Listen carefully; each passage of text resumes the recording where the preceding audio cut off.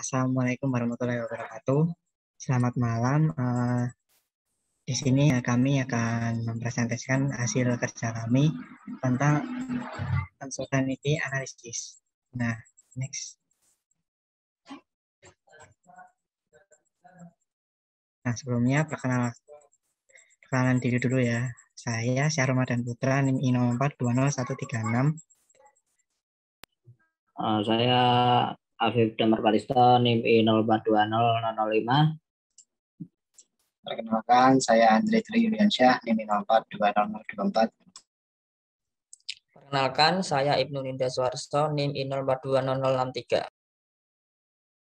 Itulah perkenalan dari kami. Selanjutnya, next. Pada presentasi kali ini, kami akan membahas beberapa subbab. Yang pertama ada introduction, yang kedua ada measurement error, yang ketiga ada design stage uncertainty, yang ketiga ada identifying error source, yang kelima ada systematic and random error. Next. Dan yang keenam ada uncertainty analysis error propagation, yang ketujuh ada advanced stage uncertainty analysis, yang ke-8 ada multiple measurement uncertainty analysis, yang ke-9 ada correction for correlated error, dan yang terakhir ada non-symmetrical uncertainty interval. Yang pertama adalah introduction. Nah, setiap kali kita merencanakan tes atau kemudian melaporkan hasil tes, kita kan perlu tahu sesuatu tentang kualitas hasil. Analisis ketidakpastian itu memberikan pendekatan metodis untuk memperkirakan kualitas hasil dari tes yang diantisipasi atau dari tes T yang telah selesai. Nah, di sini kami berfokus pada bagaimana memperkirakan kurang atau lebih dalam tes yang direncanakan atau dalam hasil tes yang dinyatakan. Nah,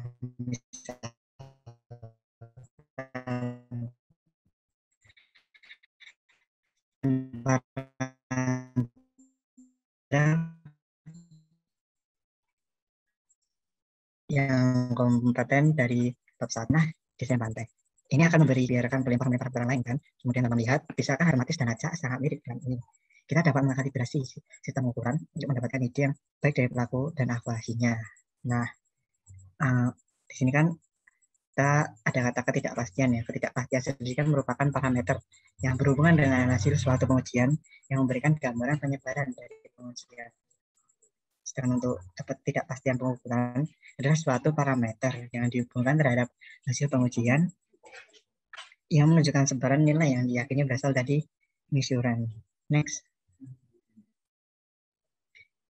Nah, ada 2 dokumen profesional yang diterima tentang analisis ketidakpastian ini. Yang pertama ada American National Standard Institute atau American Society of Mechanical Engineers, dapat disingkat ANSI atau ASME, Power Test Code PTC tahun 1991, tes uncertainty. Nah, itu adalah standar uji teknik Amerika Serikat.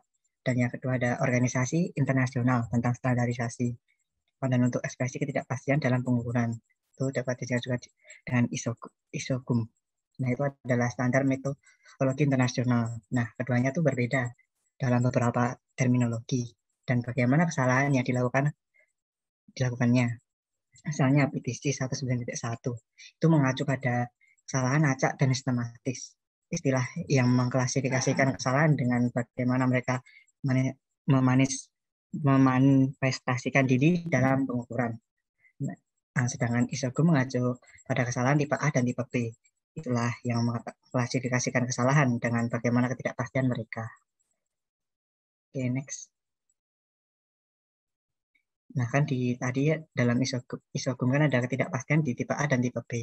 Nah, ketidakpastian tipe A itu merupakan sumber ketidakpastian yang berasal dari penentuan dengan metode statistik dengan cara dengan nilai standar deviasi sama dengan nilai simpangan baku.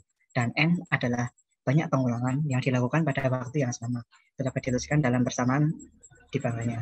Nah, kemudian ada lagi ketidakpastian tipe B, yaitu merupakan sumber ketidakpastian yang berasal dari informasi ilmiah seperti sertifikat kalibrasi alat dan jurnal ilmiah. Nah, dengan nilai ketidakpastian dari informasi merupakan nilai ketidakpastian yang diperoleh dari sertifikat, kalibrasi, dan K adalah faktor cakupan. Nah, itu dapat dituliskan dari persamaan di bawahnya juga. Ya, next.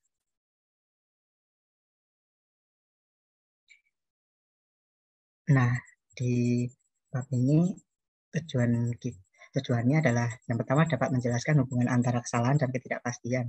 Yang kedua, dapat melaksanakan analisis ketidakpastian yang sesuai terlepas dari tingkat dan kuantitas informasi tersedia. Dan yang ketiga, dapat menjelaskan perbedaan antara kesalahan sistematis dan acak.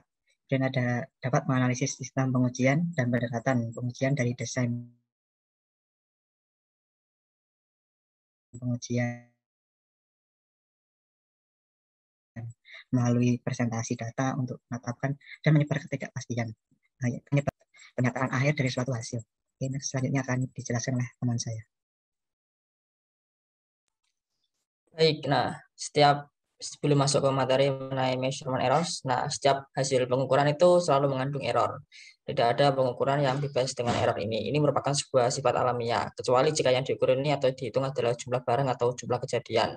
Nah, error dalam pengukuran ini dikelompokkan menjadi dua jenis, yaitu systematic error dan random error. Nah, yang pertama ada systematic error, yaitu sistem yang disebabkan oleh berbagai faktor secara sistematis yang mempengaruhi pada hasil pengukuran. Systematic error ini bernilai tetap atau jika berubah ya bisa diprediksi. Jadi, systematic error ini akan memberikan bias pada hasil pengukuran. Bias tersebut bisa bernilai positif atau negatif. Dalam prakteknya, systematic error ini sangat sulit untuk diidentifikasi atau ditentukan. Nah, kita misalkan saja pada suatu keributan yang terjadi di dekat ruangan kelas, di mana murid-murid sedang melakukan tes. Nah, keributan ini menyebabkan kesalahan menjawab pada semua murid karena terganggunya konsentrasi akibat keributan tersebut. Nah, selain itu yang kedua ada random error, yaitu yang disebabkan oleh faktor-faktor yang secara acak atau random yang berpengaruh pada suatu variabel atau besaran sepanjang proses sampling pengukuran. Salah satu faktor tersebut misalnya yaitu suasana hati atau mood seseorang yang bisa berpengaruh pada kerjanya sehingga bisa mempengaruhi hasil pengukuran. Itu kita misalkan saja contoh tersebut. Nah, random error ini juga menyebabkan pengukuran berulang yang dilakukan terhadap suatu besaran tidak akan pernah menghasilkan nilai-nilai yang sama. Hasil pengukuran berulang tersebut akan terdistribusi di sekitar nilai benarnya dan mengikuti distribusi normal atau Gaussian. Nah, random error ini juga dapat ditentukan dengan menggunakan metode statistik. Selain itu, systematic error ini menggeser nilai rata-rata sampel menjauh dari nilai rata-rata sebenarnya dengan jumlah yang tetap. Dan pada sampel dalam banyak pengukuran, random error harus membawa distribusi nilai terukur pada sampel rata-rata. Bahkan sebuah pengukuran akurat akan selalu mengandung sejumlah kecil dari systematic error dan random error. Next. Yang kedua ini ada gambar di slide ini yaitu kurva distribusi dari kesalahan pengukuran berulang. Nah, meninjau pengukuran berulang dari variabel di bawah kondisi yang diharapkan untuk menghasilkan nilai yang sama dari variabel yang diukur. Nah, hubungan antara nilai sebenarnya dari populasi dan kumpulan data terukur yang mengandung systematic error dan random error dapat diilustrasikan seperti pada gambar yang ada di slide. Nah, kesalahan total dalam serangkaian pengukuran yang diperoleh dalam kondisi yang tampaknya tetap dapat dijelaskan oleh kesalahan sistematis dan kesalahan acak dalam suatu pengukuran tersebut. Next. Selanjutnya ada selanjutnya ada materi tentang measure error juga, yaitu kesalahan pengukuran itu masuk ke dalam semua aspek pengujian dan akan menghalangi kemampuan kita untuk memastikan informasi yang kita inginkan, yaitu nilai sebenarnya dari suatu variabel yang diukur. Nah, jika hasilnya ini tergantung lebih banyak dari satu variabel yang diukur, maka kesalahan ini akan menjadi semakin menyebar ke hasil pengukuran. Nah, untuk estimasi terbaik dari nilai sebenarnya yang dicari dalam suatu pengukuran, disediakanlah oleh nilai rata-rata sampelnya dari ketidakpastian dalam nilai tersebut, yaitu X aksen sama dengan rata-rata plus kurang lebih UX. Next. Nah, berkaitan dengan hal itu, kita hanya mempertimbangkan ketidakpastian acak karena statistik dari kumpulan data yang diukur. Di dalam bab ini, kita memperluas ke analisis ketidakpastian sehingga istilah UX berisi ketidakpastian yang ditetapkan untuk semua kesalahan yang diketahui. Nah, asumsi tertentu yang tersirat dalam analisis ketidakpastian dapat disampaikan sebagai berikut. Yang pertama, tujuan tes diketahui dan pengukuran itu sendiri adalah proses yang didefinisikan dengan jelas. Yang kedua, setiap korelasi yang diketahui pada kesalahan sistematis telah diterapkan pada kumpulan data. Dalam hal ini adalah ketidakpastian sistematis yang ditetapkan adalah ketidakpastian koreksi. Yang ketiga, kecuali jika dinyatakan lain, kita mengasumsikan distribusi kesalahan dan pelaporan normal dari ketidakpastian. Yang keempat, kecuali dinyatakan lain, kesalahan diasumsikan independen atau tidak berkorelasi dari masing-masing lainnya. Dan yang terakhir, seorang engineer atau insinyur memiliki beberapa pengalaman dengan komponen sistem. Next. Nah, kita mungkin memulai sebuah desain engineering test dengan sebuah ide atau beberapa referensi untuk mengakhiri proyek setelah sudah diperoleh dan dianalisis. Seperti halnya dengan progres desain, analisis ketidakpastian berkembang dengan desain suatu sistem pengukuran yang menjadi suatu proses yang matang. Adapun analisis ketidakpastian dalam berbagai situasi pengukuran sebagai berikut. Yang pertama yaitu tahap desain atau design stack, di mana tesnya ini direncanakan tetapi informasinya terbatas. Yang kedua atau tahap lanjutan unpacked stack or single measurement atau pengukuran tunggal, di mana informasi tambahan tentang pengendalian proses dapat digunakan untuk meningkatkan estimasi ketidakpastian tahap desain. Dan yang terakhir ada multiple measurement, di mana semua informasi pengujian yang tersedia digabungkan untuk menilai ketidakpastian dalam hasil tes. Nah, metode untuk situasi ketiga ini mengikuti engineering standar saat ini. Mungkin untuk materi selanjutnya bisa dilanjutkan oleh rekan saya. Terima kasih. Yang selanjutnya adalah design state uncertainty. Nah, analisis ketidakpastian tahap desain itu mengacu pada analisis yang dilakukan pada tahap formula sebelum tes. Ini hanya memberikan estimasi dari ketidakpastian minimum berdasarkan instrumen dan metode yang dipilih. Jika nilai ketidakpastiannya terlalu besar, maka pendekatan alternatif perlu ditemukan. Jadi berguna untuk memilih instrumen dan memilih teknik pengukuran. Ini adalah analisis ketidakpastian saat ini digunakan untuk membantu dalam memilih peralatan dan prosedur pengujian berdasarkan kinerja relatif mereka. Pada tahap desain, membedakan antara kesalahan sistematis dan acak mungkin terlalu jika menjadi perhatian. Jadi untuk diskusi ini, pertimbangan hanya sumber kesalahan dan ketidakpastian yang dituliskan secara umum. Kemudian, sistem pengukuran itu biasanya terdiri dari sensor dan instrumen, masing-masing dengan kontribusi masing untuk anti system answer. Dan yang terakhir ada perkiraan ketidakpastian acak yang diharapkan, yang disebabkan oleh penyebaran data karena resolusi instrumen. Okay, next. Nah, sebagai pengganti informasi lain, tetapkan nilai numerik hingga setengah dari resolusi instrumen analog atau sama dengan jumlah terkecil digitalnya. Nilai ini akan cukup mewakili interval ketidakpastian di kedua sisi pembacaan dengan probabilitas 95% dengan persamaan setengah resolution sama dengan 1 LSD. Nah, di mana LSD mengacu pada digit yang paling tidak signifikan dari pembacaan.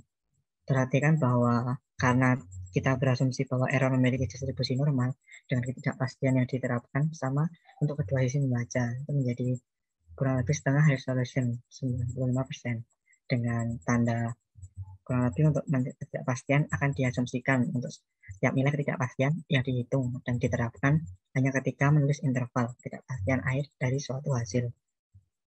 Informasi kedua ini biasanya tersedia adalah pernyataan produsen mengenai kesalahan instrumen. Pada dasarnya adalah perkiraan ketidakpastian sistematis yang diharapkan karena instrumen. Jika tidak ada tingkat probabilitas yang diberikan dengan informasi tersebut, tingkat 95% tersebut dapat diasumsikan. Terkadang kesalahan instrumen digambarkan menjadi beberapa bagian masing-masing karena beberapa faktor yang berkontribusi itu dapat dilihat di tabel 1.1. Oke, next.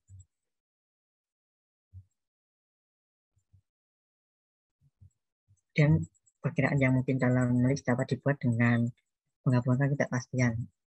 Kesalahan yang diketahui dengan cara yang wajar. Pendekatan yang diterima untuk menggabungkan ketidakpastian disebut metode RSS. Nah, itu adalah penyebaran ketidakpastian yang adalah setiap kesalahan pengukuran individu berinteraksi dengan kesalahan lain untuk mempengaruhi ketidakpastian pengukuran. Misalnya, ini ada kesalahan sensitivitas dan error linearitas dari transducer, adalah dua kesalahan unsur, dan angka-angka yang terkait dengan ini adalah ketidakpastian mereka. Timbangkan pengukuran X yang tunduk pada beberapa elemen KEN atau masing-masing ketidakpastian 11, di mana K sama dengan 1,2, sampai K. Perkiraan realistis ketidakpastian dalam variabel yang diukur. Karena kesalahan unsur ini dapat dihitung menggunakan metode RSS untuk menyebarkan ketidakpastian unsur dapat digambarkan dalam persamaan tersebut. Dan metode RSS ini menggabungkan ketidakpastian didasarkan pada asumsi bahwa kuadrat ketidakpastian adalah ukuran variasi yaitu S yang ditugaskan untuk kesalahan dan propagasi variasi ini menghasilkan perkiraan yang mungkin dapat ketidakpastian total. Oke, next. Nah, kemudian ada desain state uncertainty. Nah, itu merupakan interval yang ditemukan dengan menggabungkan ketidakpastian instrumen dengan ketidakpastian zero order. Nah, prosedur ini memperkirakan ketidakpastian tahap desain yang diuraikan pada gambar di bawah. Ketidakpastian desain untuk sistem uji tiba dengan menggabungkan masing-masing ketidakpastian tahap desain untuk setiap komponen. Dengan sistem menggunakan metode RSS sambil mempertahankan konsistensi unit dan tingkat kepercayaan. Oke. Selanjutnya akan dijelaskan oleh teman saya. Baik, saya lanjutkan. Nah, sebelum masuk ke dalam materi, ketidakpastian tahap desain memberikan informasi penting untuk menilai dalam pemilihan instrumen untuk derajat bebas dan pendekatan pengukuran. Tetapi itu semua tidak mengatasi semua kemungkinan kesalahan yang mempengaruhi hasil yang terukur. Perlu dipertimbangkan bahwa proses pengukuran ini terdiri dari 3 tahap yang berbeda, yaitu kalibrasi, data akuisisi, dan reduksi data. Nah, adapun kesalahan yang masuk dalam setiap langkah pengukuran ini dapat dikelompokkan sebagai berikut. Yang pertama, calibration error. Yang kedua, data acquisition errors. Dan yang terakhir, data reduction errors. Nah, kesalahan seperti ini yang disebutkan tadi adalah kesalahan yang mendasar dari sebuah pengukuran. Kemudian, melalui hal itu, kita dapat menetapkan nilai ketidakpastian untuk setiap kesalahan. Untuk setiap kesalahan tersebut akan dijelaskan sebagai berikut per poinnya. Next. Nah, yang pertama ada calibration error. Nah, kalibrasi itu sendiri tidak menghilangkan kesalahan dari suatu sistem, melainkan dapat membantu untuk mengukur ketidakpastian dalam bagian tertentu dari sebuah peralatan yang digunakan. Nah, kesalahan kalibrasi termasuk kesalahan unsur yang masuk ke sistem pengukuran selama kalibrasi. Selanjutnya, kesalahan kalibrasi ini cenderung masuk melalui sumber-sumber seperti pada gambar di bawah ini, yaitu ada beberapa elemen yang menjadi sumber-sumber kesalahannya. Yang pertama, standard of reference value errors, yang kedua, instrument or system error, yang ketiga adalah calibration process error, dan yang keempat adalah calibrated curve fit, kurva calibration yang di tabel 5.3 ini.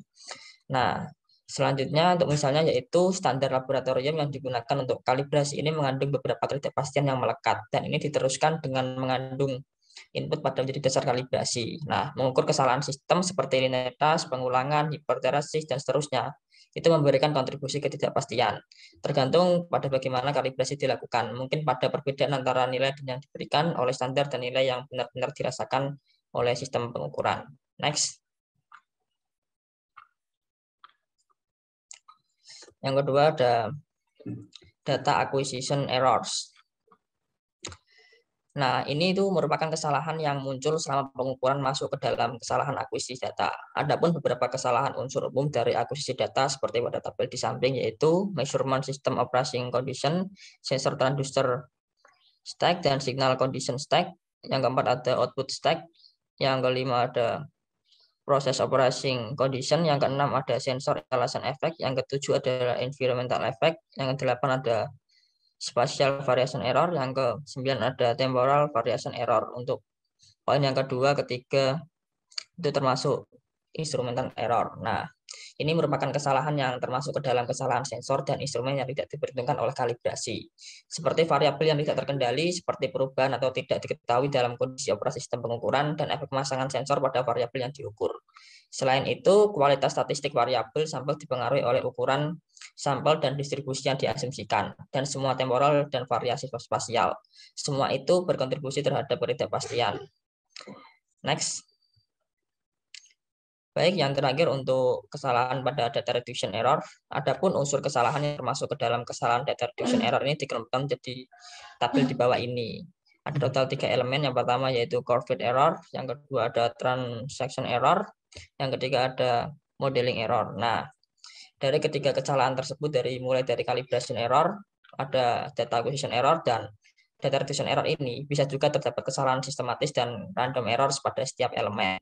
Mungkin untuk penjelasan berikutnya bisa dilanjutkan oleh rekan saya. Oke, baik. Yang selanjutnya ada systematic and random error.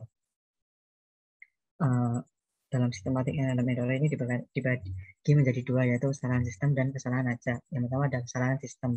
Kesalahan sistem sendiri merupakan kesalahan yang berasal dari pengaruh-pengaruh yang dapat diketahui dengan pasti atau ditimbulkan oleh adanya faktor tetap yang mengakibatkan hasil pengujian. Nah, dalam usahaan ini, sistem ini cenderung lebih tinggi atau lebih rendah dari nilai sebenarnya atau true value.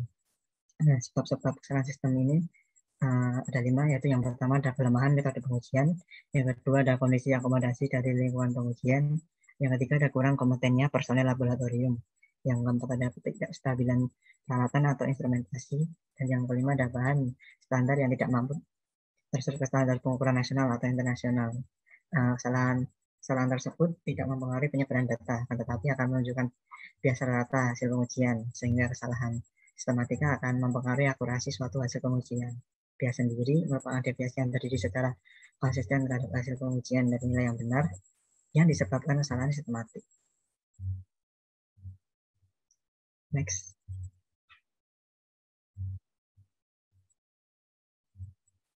Next. Nah, di dalam kesalahan sistematik ini terdapat tetap konstan dalam pengukuran berulang dalam kondisi operasi tetap. Error sistematis dapat menyebabkan offset tinggi atau rendah dalam perkiraan nilai sebenarnya dari variabel yang diukur. Karena efeknya konstan, dapat difficult untuk memperkirakan nilai error sistematis atau dalam banyak kasus bahkan mengenai kehadirannya. Dan ada yang kedua, dengan demikian perkiraan kisaran error sistematis diwakili oleh interval. Didefinisikan sebagai kurang lebih plus minus B. Nilai B sendiri adalah perkiraan ketidakpastian standar sistematis. Intervalnya memiliki tingkat kepercayaan satu standar deviasi setara dengan tingkat probabilitas 68% untuk distribusi normal. Ketidakpastian sistematis pada tingkat kepercayaan diberikan oleh bibit IV atau hanya TB. Kemudian ada interval yang didefinisikan oleh ketidakpastian sistematis pada tingkat probabilitas 95% dapat dituliskan dalam bersama tersebut plus minus B sama dengan plus minus 2B yang memberikan nilai 2. Nilai T ini mengasosiasikan tingkat kebebasan yang besar dalam ketidakpastian sistematis yang ditugaskan 1,6 yang dibuatkan kedua untuk Oke, next. Kemudian ada gambarnya ini.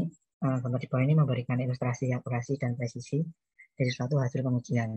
Jika persyaratan suatu metode pengujian telah ditetapkan memiliki batas keberterimaan presisi persen RBD lebih kecil sama dengan 10% dan akurasi persen R 100% plus minus 15%, maka untuk memahami ilustrasi gambar tersebut digambarkan perbedaan akurasi dan presisi hasil pengujian secara debut terhadap CRM yang dapat dilihat pada tabel tersebut. Oke, next.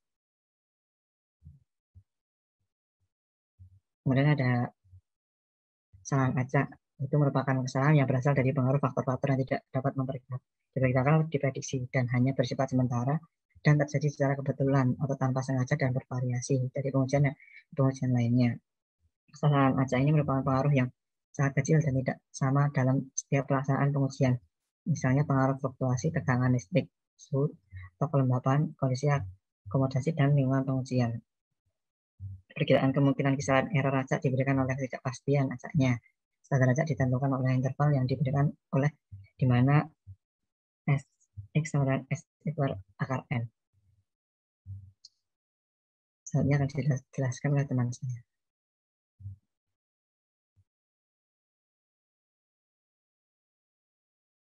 Baik, selanjutnya masuk ke materi uncertainty analysis, yaitu error propagation, yaitu analisis ketidakpastian penyebaran kesalahan. Sebagai contoh, kita ambil contoh yaitu misalkan kita menentukan beberapa lama waktu yang dibutuhkan untuk mengisi kolam renang dengan selang taman. Salah satu caranya dengan mengukur waktu yang dibutuhkan untuk mengisi ember dengan volume yang diketahui untuk memperkirakan laju aliran dari selang taman. Berbekal alat ukur volume kolam, kita dapat menghitung waktu untuk mengisi kolam. Jelas kesalahan kecil dalam memperkirakan laju aliran dari selang taman akan menghasilkan perbedaan besar dalam waktu yang dibutuhkan untuk mengisi kolam. Di sini kita menggunakan nilai yang terukur, laju aliran dan volume untuk memperkirakan hasil dan waktu yang diperlukan untuk mengisi kolam itu sampai penuh. Sangat sering dalam rekayasa hasil ditentukan melalui hubungan fungsional dengan nilai-nilai yang diukur. Sebagai contoh, kami hanya menghitung laju aliran di atas dengan mengukur waktu, yaitu T, dan volume ampere. Tapi bagaimana ketidakpastian dalam kuantitas terukur berkontribusi terhadap ketidakpastian dalam laju aliran? Apakah ketidakpastian pada Q lebih sensitif terhadap ketidakpastian dalam volume atau waktu? Secara umum, bagaimana ketidakpastian dalam variabel dibesarkan ke hasil yang diperhitungkan? Kami sekarang mengeksplorasi pertanyaan-pertanyaan ini.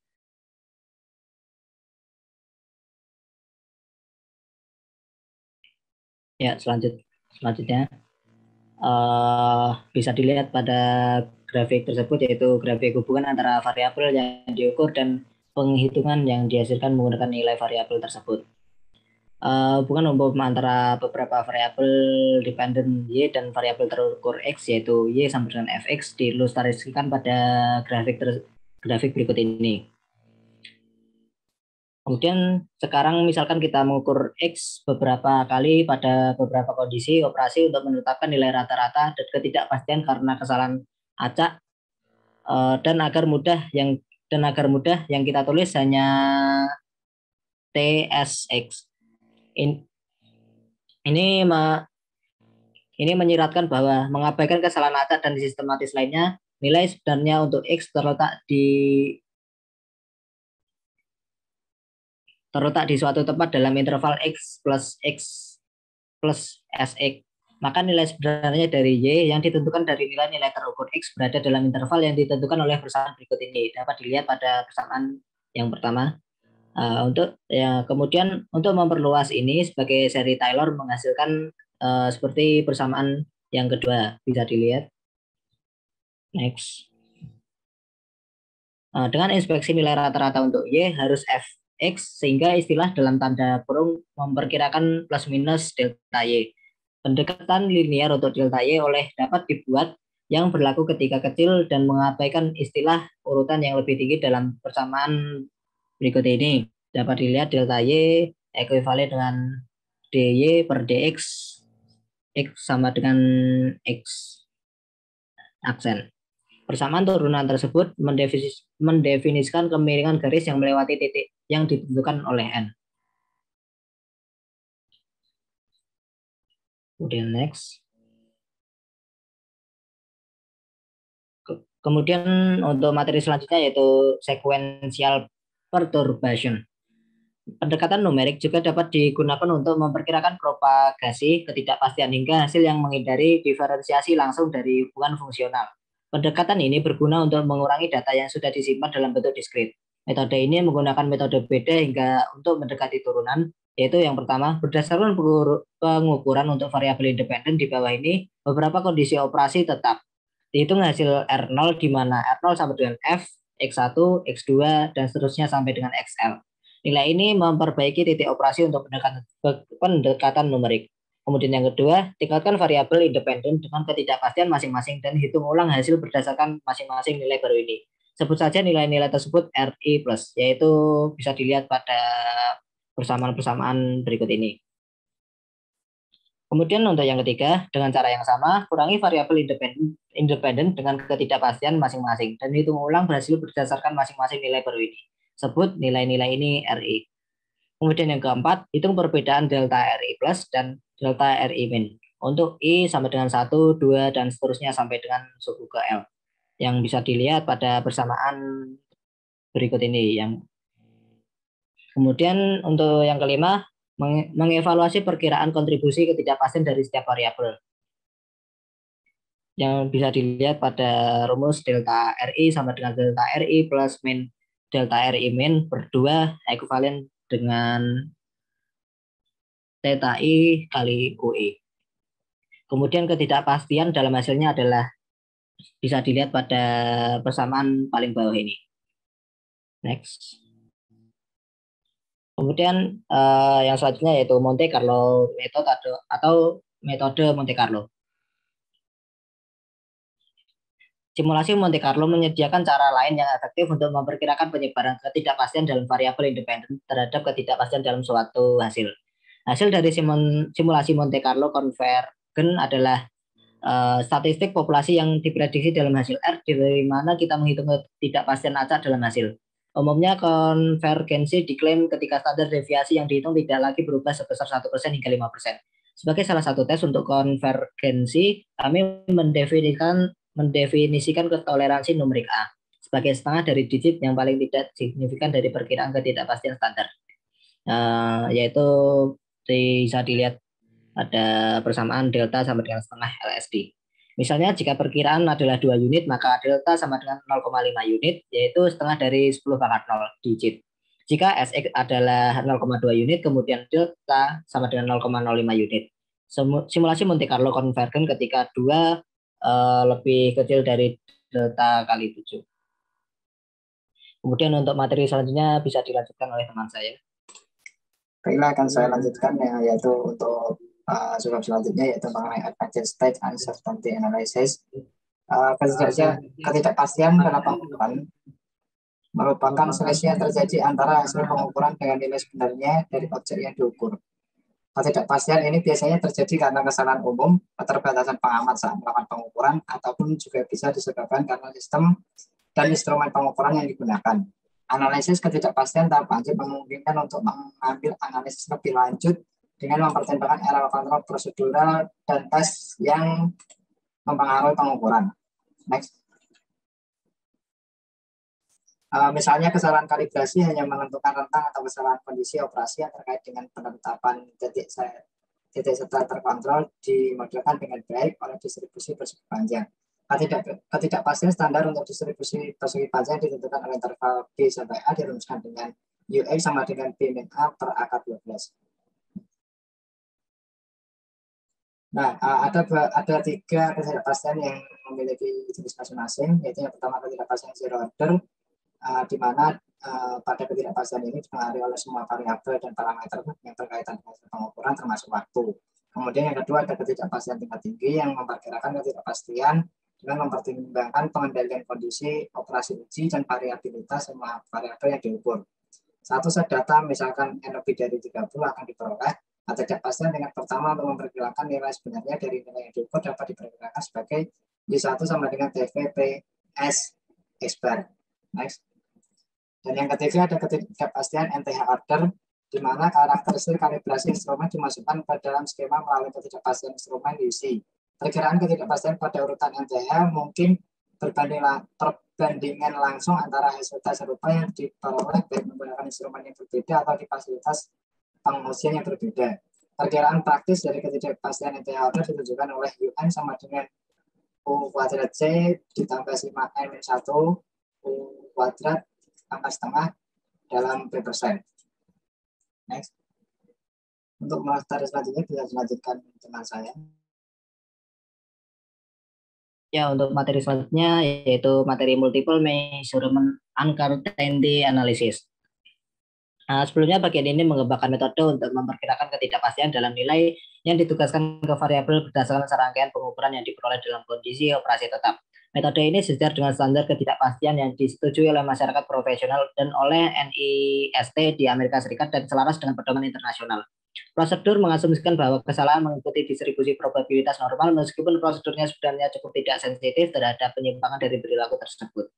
Pengulangan yang cukup harus ada dalam data yang diukur untuk menilai kesalahan acak. Jika tidak, beberapa perkiraan besarnya variasi yang diharapkan harus diberikan dalam analisis. Kemudian masuk ke materi yang utama, yang itu yang pertama propagation of elemental error.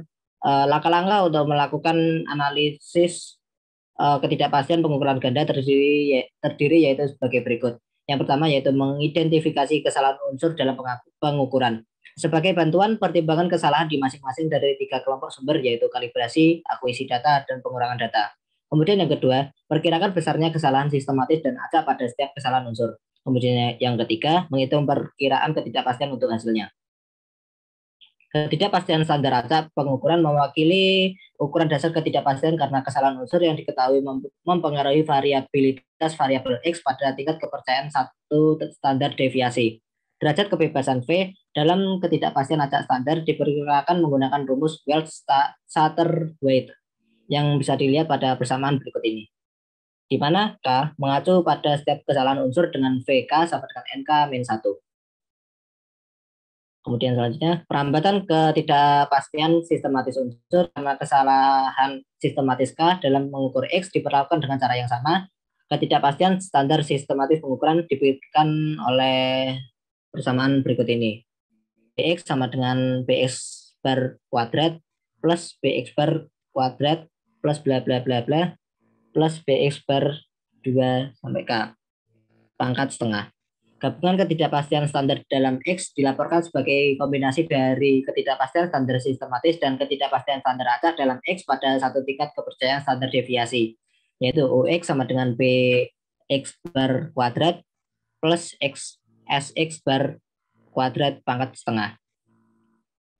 Kemudian untuk distribusi normal, interval kepercayaan ini setara dengan tingkat probabilitas 68% bentuk 68%. Bentuk yang lebih umum dari persamaan ini memperluasnya untuk memasukkan ketidakpastian total pada tingkat kepercayaan lainnya melalui penggunaan nilai T yang sesuai. Bisa dilihat pada persamaan berikut ini. Dalam bentuk ini, persamaan disebut ketidakpastian yang diperluas dalam X pada tingkat kepercayaan yang dilaporkan. Kemudian masuk ke materi yang kedua, yaitu propagation of uncertainty to a result. Propagasi ketidakpastian acak melalui variabel ke hasil memberikan ketidakpastian standar acak dalam hasilnya. Seperti yang pada persamaan berikut ini. Derajat kebebasan dalam ketidakpastian acak diberikan oleh rumus Welch-Sutter-White. Ya, bisa dilihat juga pada rumus yang kedua. Dengan penyebaran ketidakpastian standar sistematis variabel, ketidakpastian standar sistematis dalam hasilnya adalah PR sama dengan sigma theta 1 dikali BXI kuadrat pangkat setengah. Ketidakpastian standar gabungan dalam hasilnya yang ditulis sebagai UR adalah UR sama dengan BR kuadrat plus SR kuadrat pangkat setengah. Dengan tingkat kepercayaan satu standar deviasi, ketidakpastian yang diperluas dalam hasilnya diberikan sebagai UR sama dengan TV P kali BR kuadrat plus SR kuadrat pangkat setengah. Untuk materi selanjutnya bisa dijelaskan oleh teman saya. Baiklah, akan saya lanjutkan, yaitu mengenai correction for correlate error. Asumsi yang ada saat ini adalah semua elemen error berbeda dalam tes independen. Jika dua kesalahan tidak independen, maka mereka berkorelasi. Misalnya ketika instrumen yang sama digunakan untuk mengukur variabel yang berbeda, kesalahan sistematis instrumen antara variabel-variabel tersebut berkorelasi. Efek numerik dari kesalahan berkorelasi pada ketidakpastian tergantung pada hubungan fungsional antara variabel dan misalnya kesalahan sistematis unsur yang berkorelasi. Next.